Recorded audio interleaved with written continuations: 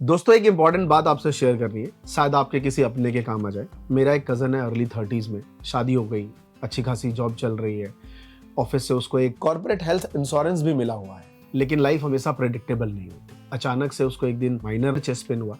शाम तक पता चला कि ये माइनर नहीं बल्कि एक कार्डियक इमरजेंसी थी, जिससे घर में उदासी का माहौल छा गया। जब बिल सामने आए तो सबके होश उड़ गए, क्योंकि मेडिकल एक्सपेंसेस, आईसीयू का बिल, उसके बाद पोस्ट सर्जरी रिकवरी होती है उसका एक्सपेंसेस, सब लेके उनका जो लिमिट था वो एक्सीड हो गया और बाकी के अदर एक्सपेंसेस जो मेडिकल है सारी चीज़ें वो उनको अपने पॉकेट से भरना पड़ा। और यही वो मोमेंट था जहाँ पे समझ आया कि सिर्फ एक पॉलिसी काफ़ी नहीं है, चाहे वो इंडिविजुअल हो, कॉर्पोरेट हो, क्योंकि आज के टाइम पे मेडिकल एक्सपेंसेस के बिल बढ़ते जा रहे हैं।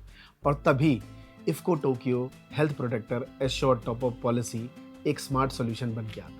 अगर आपके पास भी एक बेस हेल्थ इंश्योरेंस पॉलिसी है और आप भी अंडर इंश्योर्ड अपने आप को महसूस करते हैं, तो टॉप अप पॉलिसी एक बेस्ट सॉल्यूशन है, क्योंकि बेस पॉलिसी जितना कवर करता है उसके ऊपर के एक्सपेंसेस ये health protector assured top up policy cover करता है। क्योंकि ये डिडक्टेबल अमाउंट एक बेस पॉलिसी जो मेरे कजन के केस में कवर होता है, उसके बाद जितने भी एक्सपेंसेस हैं वो ये health protector top up policy cover कर लेती है।